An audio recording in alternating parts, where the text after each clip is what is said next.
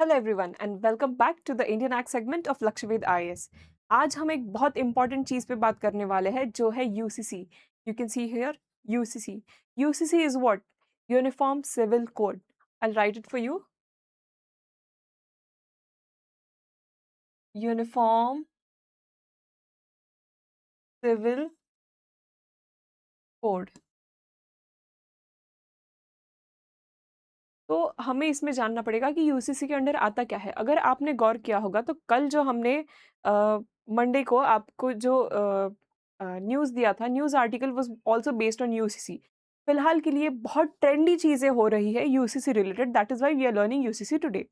तो यूसीसी के अंडर आता क्या है? यूसीसी में इंक्लूड क्या होता है? तो यूसीसी में इंक्लूड होता है family matters and property matters, all the matters relating to your personal things, personal life is falls under UCC. And what does not fall under UCC, what is excluded from UCC is religion, dress code, your ethnicity, food, festivals. ये सारी चीज़ें UCC में include नहीं होती है। और ये बहुत सारे लोगों को कंफ्यूजन होता है ये दोनों चीज़ों में कि ये सब यूसीसी में इंक्लूडेड किया गया है, इसीलिए लोग हेट करते हैं यूसीसी को। तो will decode what is UCC today. One country, common civil laws. So for that, first we need to understand India is a diverse country. You have been learning this since your childhood कि India is a diverse country. तो India में बहुत सारे religions है, cultures है, different tribal groups है जो अलग से उनका कुछ कल्चर फॉलो करते हैं।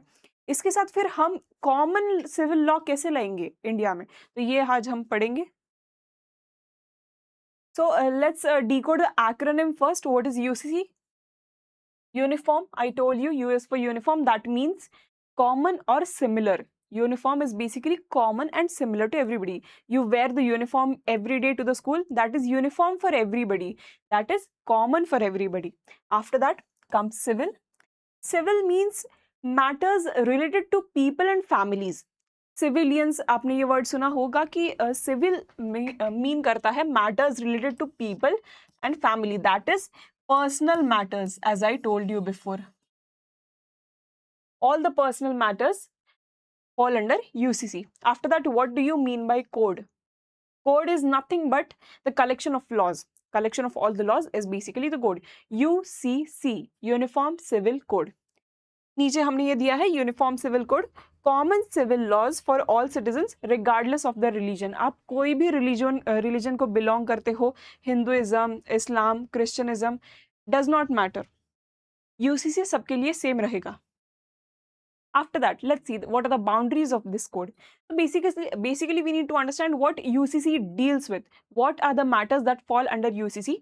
First is foremost and very important, that is marriage. अब आपको पता होगा कि हिंदू मैरिजेस अलग होते हैं, इस्लामिक मैरिजेस अलग होते हैं, बुद्धिस्ट वेडिंग अलग होते हैं। तो यूसीसी में क्या दिया गया है कि एक सारे सब लोगों के लिए एक ही मैरिज का रूल फॉलो किया जाए कि आप कोर्ट में गए, कोर्ट मैरिज आपने कर ली, दैट इज इट। अब आप देखोगे हिंदुइज्म में आप देखते होगे कि सप्तपदी होता है। सप्तपदी अगर आपका हो जाता है तो वो मैरिज कंज्यूमेटेड माना जाता है। आफ्टर दैट अगर आप इस्लाम में देखोगे तो निकाह फॉलो किया जाता है, निकाह अगर होगा तो ही वो मैरिज कहलाएगा। तो ऐसे बहुत सारे चीज़ें हैं मैरिज के अंडर फॉल होता है। उसके बाद हम देखेंगे divorce. Every religion has their own different ways of divorce. अगर आप इस्लाम में देखोगे तो ट्रिपल तलाक का जो सिस्टम है वो डिवोर्स के अंडर आता है। That is why UCC wants equal laws on divorce also. After that, also your maintenance. Maintenance is basically what you give to your spouse after your divorce. Adoption. Adoption is also one thing. Adoption is basically when you adopt a child into your family. That is what adoption is meant by. Then guardianship. अब guardianship के अलग ज़्यादा rules है नहीं वैसे तो, but लेकिन अगर आप देखोगे तो गार्डियनशिप भी अलग हो जाता है कि आपने कौन से रिलीजन का बच्चे को अडॉप्ट किया, उसमें फिर डिपेंड करेगा कि आप कौन सा रिलीजन फॉलो करते हो, फिर बच्चा कौन सा रिलीजन फॉलो करेगा। It's a lot of hotch potch, if you get me what I mean. After that is your inheritance. Inheritance is one of the most important aspects of UCC after marriage. Inheritance means basically whatever your property is, how it will go to your children. That falls under inheritance. Then succession. Succession is basically what your property goes to, who will succeed, who will take over your property is succession. Then division of family property. Again the same thing, आपकी property आपके भाइयों में, आपकी बहनों में कैसे divide होगा, that falls under division of property. So now we understood what UCC deals with. Now we need to understand what UCC does not deal with. So UCC does not deal with crimes, any kind of theft, assault, murder, culpable homicide. ये सारी जो चीजें हैं हम देखते हैं कि ये BNS के अंडर आती है, भारतीय न्याय संहिता के अंडर आती है. ये यूसीसी के अंडर नहीं आएगी, क्योंकि यूसीसी के अंडर क्या आता है, personal laws. Remember this. After that will understand India's current legal mosaic, what it is. Personal laws, rules related to family matters. Currently, different religious communities follow different personal laws in India. अगर आप देखोगे तो tribal groups जो होते हैं उनके कुछ अलग कल्चरल आइडेंटिटी होती है, वो कुछ अलग कल्चरल लॉज फॉलो करते हैं. अगर आप नॉर्मली आओगे तो हिंदुइज्म में आप देखोगे कि कुछ अलग फॉलो किया जाता है, इस्लाम में अलग फॉलो किया जाता है. Every religion has their own different aspects for marriage, for inheritance, for divorce, adoption, maintenance, as I told you in the previous slide. So also we need to understand that Special Marriage Act in India. Special Marriage Act is an existing alternative. ये already exist करता है. Please note that Special Marriage Act already exists in India, which is an alternative allowing for civil marriages across communities. अगर आप देखोगे कि कोई लोग होते हैं जिनको उनके रिलीजन के हिसाब से शादी नहीं करनी होती है, या फिर इंटर रिलीजन जो मैरिजेस होते हैं वो स्पेशल मैरिज एक्ट के अंडर आते हैं. Let's move on. The constitutional guiding star. This is basically the definition of article 44. Article 44 आपको बताता है यूसीसी क्या है. तो यूसीसी है state shall, change the colour, state shall endeavor to secure, the state shall endeavor to secure for the citizens a uniform civil code that we learned in previous slides throughout the territory of India. This is what is given in Article 44. Please do remember this. Article 44 क्या कहता है कि state की ये जिम्मेदारी है कि वो इंडिया के सब सिटीजन्स के लिए एक यूनिफॉर्म सिविल कोड लाए throughout the territory of India. That is what Article 44 says. Now we need to understand that Article 44 also falls under Part 4 of Constitution of India, which is the Directive Principles of State Policy, DPSP, जिसे हम short में DPSP बुलाते हैं. Article 44 falls under DPSP. तो DPSP क्या है? DPSP भी हम समझ लेंगे एक शॉर्ट में. A goal to reach, guides government and encourages progress. तो जो हमारे कॉन्स्टिट्यूशन मेकर्स थे, कॉन्स्टिट्यूशन के जो हमारे मेकर्स थे, उन्होंने ये देखा था कि कुछ चीज़ें हैं जो हम नहीं ला सकते अभी कंट्री में, because the situation was not good for that. तो वो चीज़ें उन्होंने डाली है DPSP में कि जो चीज़ें फ्यूचर में करनी चाहिए, जो चीज़ें स्टेट ने करनी चाहिए, वो चीज़ें आई थी directive principles. These are the directive principles that are given to the state. उसमें आता है कि जो हमने गोल दिया है वो आपको मीट करना है. After that it is a guiding document for government. It is a rules, it are the rules, those guide the government also, which encourages progress of the country. In this also falls scientific temperament and all. After that, enforceable law. So we need to understand that DPSPs are not enforceable in our country. You can see a lock is given here. The lock basically means that these articles are not enforceable in our country right now, cannot be directly enforced by the courts. उसके बाद we need to understand the core constitutional tension which falls upon UCC. Article 44 के under आता है UCC, that is which follows national unity. उसका यही मानना है कि national unity होनी चाहिए. तो इसमें प्रॉब्लम क्या आ रहा है? Article 14. Article 14 आपको पता होगा, equality before law, उसके बाद आता है article 15, no discrimination on basis of anything. तो ये है आर्टिकल 14 एंड 15। उसमें आता है equality before law, gender justice and individual rights. All these things fall under article 14 and 15। उसके बाद हम देखेंगे article 25, freedom of religion. Every person in India has freedom of religion. वो अपने पसंद का कोई भी रिलीजन फॉलो कर सकता है, वो आता है आर्टिकल 25 में। तो इसमें क्या आएगा? Religious freedom and cultural diversity. Now UCC is confused between these two. We need to understand that Article 14 and Article 15 is kind of opposite to Article 25 completely. And that is the problem what UCC faces. Article 44 जो है वो face कर रहा है ये problem. उसके बाद हम देखेंगे कि यूनिफॉर्मिटी का केस क्या है। उसमें आता है जस्टिस। यूसीसी का यही मानना है कि सबसे पहले तो we need to bring justice, which means gives equal rights to men and women. UCC wants to give equal rights to men and women, protects rights of women and children. After that, we need to understand simplicity. Simplicity is what? Basically create simpler, clearer laws. Simpler and clearer laws. तो problem ऐसा हो जाता है कि अगर कोई इंसान है जो हिंदू कम्युनिटी को बिलोंग करता है या फिर कोई मुस्लिम कम्युनिटी को बिलोंग करता है, तो उन दोनों को पर्सनली अलग चीज़ों के लिए ट्राई करना पड़ता है कोर्ट्स को। अगर यूसीसी आ गया तो दोनों को एक ही चीज़ के अंडर लाके हम, एक ही स्पेक्ट्रम के अंडर लाके हम ट्राई कर सकते हैं in matters related to marriage, inheritance, succession and that is it. So simplicity is basically makes marriage and divorce procedures easier. That is what UCC aims to do. After that comes equality. Treats all citizens equally, reduces discrimination and family laws. अगर आप family law देखोगे तो हमारे पास है Hindu marriage act है, मुस्लिम personal laws है, Christian marriage act है, ये बहुत सारी चीज़ें हैं जो इक्वालिटी नहीं लाने दे रही है। So by UCC, we mean to bring equality in it. After that comes unity. I think this is now very evident to understand that strengthens the idea of common citizenship, because अगर equality आई तो ही हम unity ला सकते हैं. That is what UCC aims to do.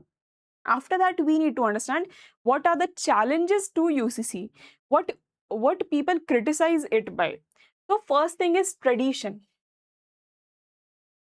Religious traditions may not be properly protected.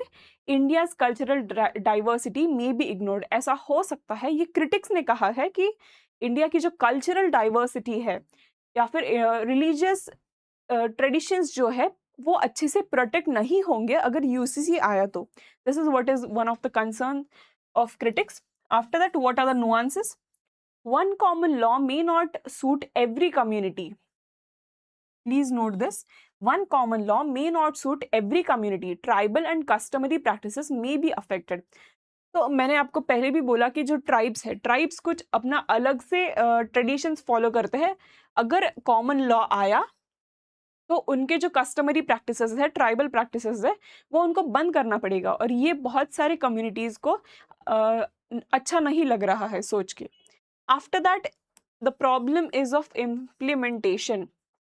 इसमें problem क्या है implementation का? Fears that the law may favour one community. Now this is one of the most important thing we need to understand that इसमें critics का ये कहना है कि उनको लग रहा है कि एक कोई सिंगल जो कम्युनिटी है जो इंडिया में सबसे ज़्यादा है, if you can see Hindus are most in this country, तो उस एक कम्युनिटी को फेवर नहीं करना चाहिए गवर्नमेंट ने यूसीसी बनाते वक्त.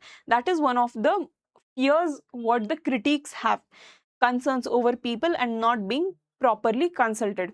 तो जो minorities में आते हैं, जिनकी कम्युनिटी का नंबर छोटा है, उनको प्रॉपरली कंसल्ट करे बगैर अगर यूसीसी लाया गया तो वो उन पे अन्याय हो जाएगा, वो उनके साथ इनजस्टिस हो जाएगा. UCC does not want that. After that, a fair UCC must respect both equality and diversity at the same time. Now, what is the problem between culture and compliance? So we need to understand कि UCC आ सकता है, बहुत easily implement भी किया जा सकता है. if these things are followed. UCC does not necessarily mean ending religious customs. Please understand this. UCC does not necessarily mean ending religious customs. Common rights can exist with cultural diversity. तो हमें ये समझना पड़ेगा कि UCC का ये गोल ही नहीं है कि वो रिलीजियस जो आपके कस्टम्स है उनको खत्म करे. यूसीसी का गोल जो है कि कॉमन राइट्स लाए जाए सबके लिए जो कल्चरल डाइवर्सिटी के साथ भी एग्जिस्ट कर पाएंगे. तो we need to understand your what our culture says first. तो our culture says religious wedding ceremonies. So different cultures have different religious wedding ceremonies that we all know. वो आप maintain कर सकते हो. यूसीसी उसको हाथ नहीं लगा रहा है. Please note that. After that we have traditional dresses. Whatever traditional dresses you have of your community, you can totally wear them. UCC is not saying ki don't wear this dress, don't wear dhoti today, don't wear kurti today. Nothing like that. After that, prayers and rituals. UCC is also allowing you to pray to whatever you God want, whatever rituals you want to follow regarding your religion. After that, festivals. अभी आप देख सकते हो कि Hindus में Diwali is one of the most important festivals और Muslims में Eid is one of the most important festivals. तो यूसीसी इज़ नॉट सेइंग कि आप दिवाली मनाना छोड़ दो या ईद मनाना छोड़ दो. UCC is saying you can do both of these things at the same time. उसके बाद कल्चर्स एंड कस्टम्स. तो basically whatever your culture says, whatever customs you have, you can follow all of them. The law standardises. Law किसको change करना चाहता है? ये चीज़ें तो चेंज नहीं हो रही है. लॉ चेंज कर रहा है मिनिमम एज ऑफ मैरिज. तो as we saw in the previous slide, equal rights for men and women. तो अब आप फिलहाल देखोगे तो इंडिया में विमेन की जो शादी करने की एज है वो है 18 लीगल एज, एंड मेन के लिए वो है 21. तो यूसीसी वो निकाल के दोनों के लिए सेम एज कर देगा, आइदर 21 और समथिंग एल्स, बट सेम कर देगा. That is what UCC wants. After that, consent of marriage. तो बहुत सारी जगहों पे ऐसा होता है कि consent of women is not taken for marriage. तो UCC wants you to give your wholehearted consent for your marriage. After that, marriage registration. अगर यूसीसी आया तो मैरिज रजिस्ट्रेशन ये कंपलसरी हो जाएगा. अभी आप देखोगे तो अगर आपने आपके पर्सनल लॉज के हिसाब से अगर शादी की तो आपको रजिस्टर करने की ज़रूरत नहीं है आपकी मैरिज. लेकिन if you do it under UCC, you will have to register your marriage into the court. After that, divorce. All the divorce related laws also. Maintenance, inheritance. These are the things that UCC wants to change. After that, theory meets reality. We need to understand that in Uttarakhand पहले से UCC लागू किया गया है 2024 में, which was passed in 2024 and came into operation on January 2025. वो अभी उत्तराखंड में चालू है. तो which covers marriage related laws, divorce, inheritance and registration of it. After that, Goa also follows a common civil law system in many family matters, that is marriage registration applies across religion with some exceptions to it. तो India में already Uttarakhand में और गोवा में ये follow किया जा रहा है, and it is being followed very nicely if you ask me for my personal opinion on it. So it can also be made allowed, it can also be allowed for whole of the country. So UCC is what? UCC is this part. I'll change the color. UCC is this part. UCC wants equality, freedom, diversity. UCC को ये सब चीज़ें साथ में लेकर अगर UCC काम करेगा तो ही वो सक्सेसफुल होगा.